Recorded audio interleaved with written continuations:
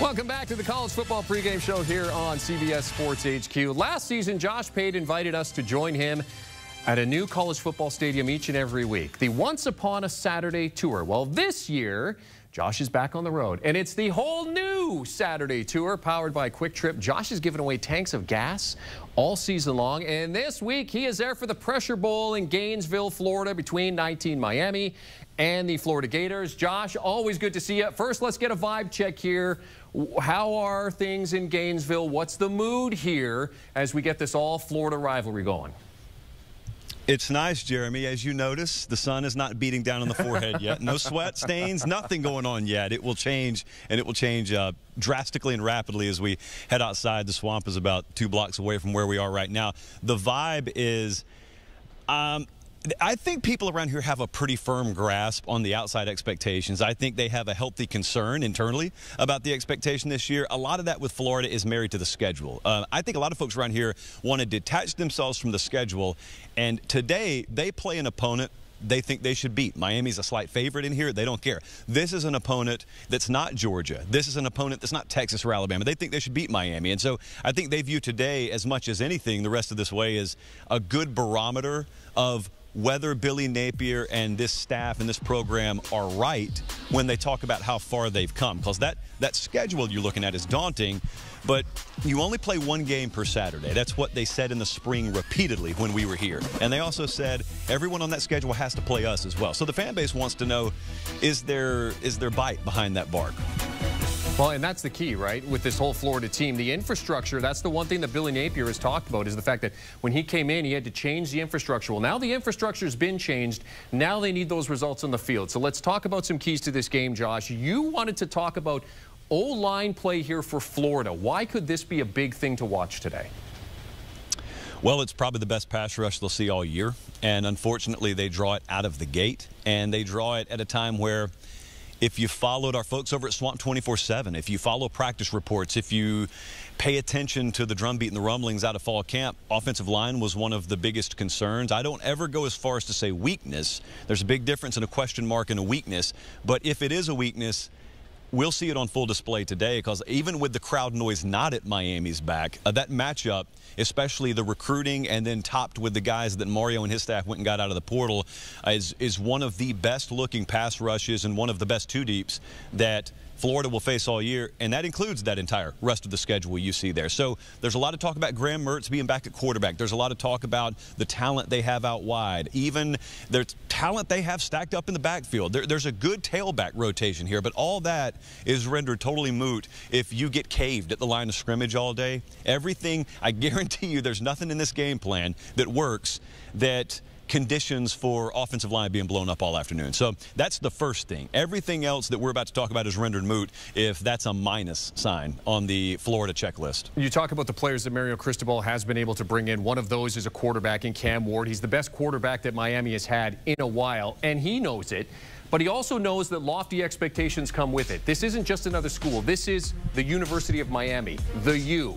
Every year, we talk about these legendary Miami teams. So how does Cam Ward handle the moment today, Josh? $1 million question.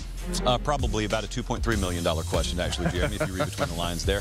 I think that he has as good a skill set, I'll put it that way, as they've had at quarterback here. I can't keep from having that thought come in the back of my head that not everything's perfect in college football right out of the gate. I think this is a really, really tough place for them to debut this offense with him.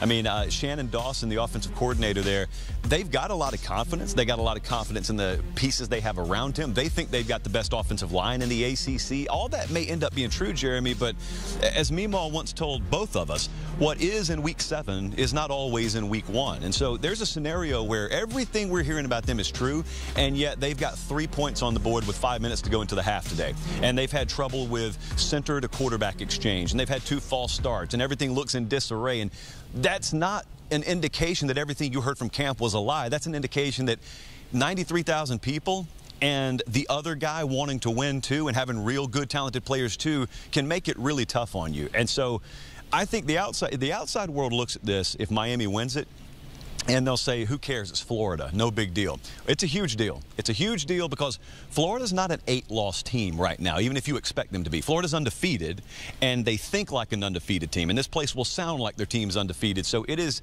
a task. It is a chore to go in here with a bunch of new pieces today and try to just function like that. This is not Xbox. This is real life. That's not the way it works.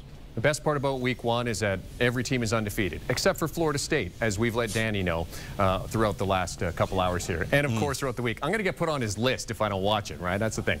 Okay, Josh, Miami is loaded. They're a favorite to win the ACC. Florida's trying to end a 5-game losing streak coming into this season. 3 seasons of losing football. So when you look at these two programs, which program is in the better place right now? Oh, man. I feel like from an ability to perform this year, I would lean Miami. But a lot of that, Jeremy, has to do with external factors. A lot of that just flat out has to do with scheduling. Here would be a fun mental exercise if you and I could go back 3 or 4 months and let people go through the entire summer and all of Preview magazine season, but flip the schedules. How differently would people be talking about Miami, and how differently would people be talking about Florida? I think Florida's a lot more unknown. I think in the aggregate, this is an improved team. I was around here in the spring. They look different. It feels different. The vibe's different. In fact, you know, we go to Georgia a lot. We walk the halls at Alabama a lot. If I were to not tell you anything else, and I just brought you in this building, and you watched nutrition, strength and conditioning, you watched player personnel and recruiting staffs and the Army that those are, you watched the way they go about practice, so you sat down with staffers. Sounds a lot like the big boys sound. The results don't look like the big boys' results. So they're convinced that they inherited a little bigger rebuild than the outside world thought, which means this year they're convinced that they're ready to spring a little bit of a surprise on people. I don't doubt they've improved. I wonder if the external factor of the schedule will allow us to be able to properly gauge how improved Florida is. On the other side, Jeremy, Miami better win double-digit games, because if they're serious about the progress they've made with the schedule they have, and especially if they get past today, it is game on. You're looking down the road. What are you looking at? A Virginia Tech game at home on a Friday night. You're looking at the FSU game being at home. You're looking at no Clemson, if I'm not mistaken, on the regular season schedule. So everything's there for Miami. But the difference is, I know a lot of people are talking hot seat. The difference is today, this is not equal in terms of pressure. Billy Napier has infinitely more pressure on him in this game, because there's a world where Miami and Mario lose this game and go on to win the ACC. I could easily see that. There is no world where Florida's not good enough to get it done today. They end up doing anything of note this season.